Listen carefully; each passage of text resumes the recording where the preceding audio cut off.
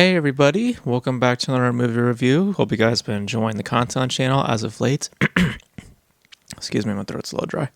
And also excuse me if I've not posted any videos for a few days. I was meaning to post one yesterday, but then I got a little busy. That being today, I was meaning to post something. Just got a little busy with a couple things here and there. And yeah, so finally getting some time to sit down, relax, and to discuss a film that I just got done seeing like a few hours ago.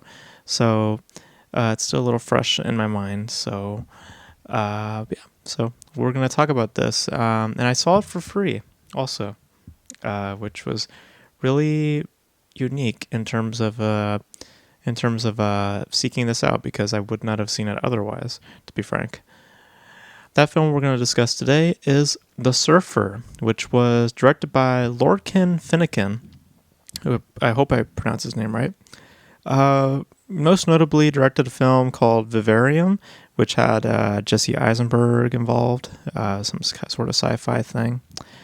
And he also did a film called No Shippo with Eva Green, which I'm not too familiar with. So this stars Nicolas Cage. He is, by the way, he has a directorial debut called Without Name. So just to bring up his full filmography as of late. But yeah, but this stars Nicolas Cage, and he is returning home to his home in Australia, and he is with his son, and they're both going on a surf session at a specific spot that he used to surf. His father, Nicolas Cage, used to surf at when he was a little boy, and there's also a bit of a self-reflection, some traumatic events that took place here, namely his father, who was also a surfer, unfortunately had a tragic incident that led to him losing his life, and he lost his father at quite a young age. So there's a bit of significance to the area as well, not just a childhood significance, but also that of great grief and trauma. But as he gets there, they are met with the locals, and the locals are quite hostile, and they do not take kindly to Nicolas Cage and his son being on their quote-unquote turf, even though it is a public beach. And Nicolas Cage's character is very adamant on going for a surf. His son doesn't really care too much, but eventually Nicolas Cage, just comes by himself and starts on a journey of trying to get to that ocean to try to surf, and through this, our understanding of what it means to him to go to that place, and the journey itself, it's getting psychologically, mentally, what it means to him to actually get to that specific location. So now, saying this, it seems a little absurd, and it absolutely, I think, takes a pleasure and a little bit of a self-awareness in that respect, because it is a little hard to pinpoint the intentions in its storytelling. I'm split between that because it is trying to play up this typical, psychological descent. It plays it up, quite frankly, within its visuals, and just the overall behavior of the film is quite maddening while also being very isolative. But there also is a frankly absurdist quality to the film as well, and I'm not just saying that by overall just story. I mean, just as I laid it out to you, it's basically a man trying to get into the beach, and that in and of itself is a quite absurd premise, especially within the framing of a psychological descent, And the film, I believe, is self-aware to that, but I think that it also understands a little bit about planting that of absurdist type of humor. There's points where objects or certain visual elements will return or not be there, and instead of acting as a piece of psychological dissents, it actually acts more as a kind of a reminders of to how just ridiculous the situation actually is. And in that you get something that is trying to balance out between these two specific kinds of auras, between that of psychological and that of an absurdist type of demeanor. And what you get is something that is oddly maintained and provides a very distinct kind of spirit. And as I said there, as I'm kind of like illustrating in a little bit with these two behaviors at play, I mean, yes, it is interesting, but at the same time, it is also a bit doubtful in terms of where the identity and the objective of the filmmaking truly is. But I think that within its aesthetics, within the overall just drive, within this demeanor, I think you get something interesting, obviously in the framing of, what the beach means to the character. There's these ideas, ideas that are flirted with, self-forgiveness, trying to find your ways to move forward. There's obviously a great emphasis about toxicity, specifically within masculinity in the film, greatly showcases that within these locals, and ultimately acting as like a cultist type, because the locals, how they act, they are, they all act in a very specific way, and they have this very cult-like mentality, and again, that also plays into the kind of absurd like nature to its premise. And also, again, kind of leaning on that of absurdities and less to do with like true psychology or true psychological dissents, If I were to compare the film to anything, it would be something like The Lighthouse, for example, where that film also is playing both sides, where it is both a psychological dissent and to some extent that of absurdity.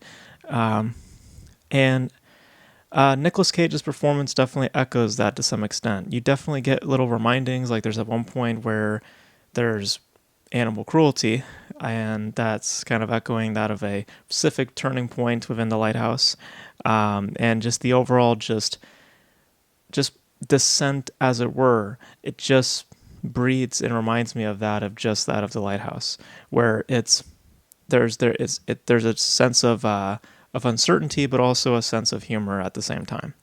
And I think Nicolas Cage's performance kind of finds that little mid-ground area. I don't think that it's one of his stronger performances, but I think just by what he's crafting, I think that's rather interesting.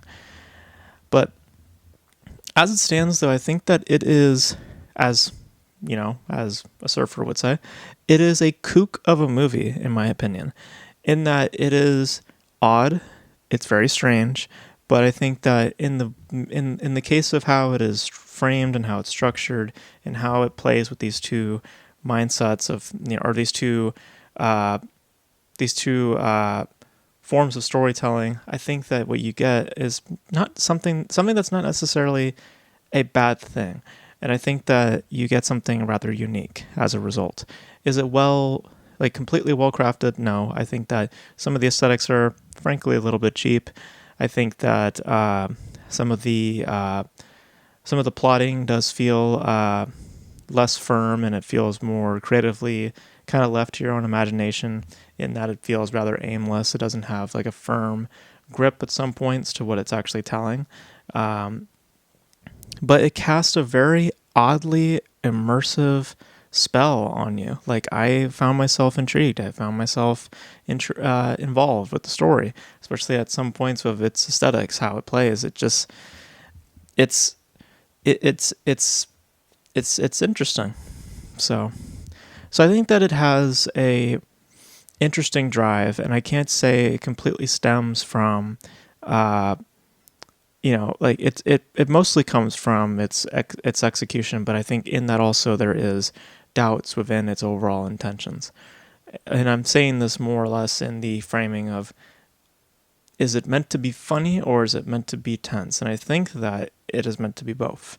And in that feeling, I find myself in some form of satisfaction, even if it is not, completely solid in terms of an overall just piece. So I think it's interesting, but I wouldn't go as far as to say that it's great. I think that it's definitely something worth watching, especially if you're a fan of Nicolas Cage's recent filmography. I mean, it definitely fits within the corner of his career as of late, just with films like Mandy, Pig, Willy's Wonderland. this definitely falls into that same camp. So if you like the kind of absurdity that is with Nicolas Cage as of late, this is a film that very much revels in that sort of spirit. And I think for the most part, it won me over. I just won't go as far as say that it's a great piece. Like I said, it's a kook of a movie. It's a kook of a movie. In the case of this, I don't think it's necessarily a bad thing, in my opinion.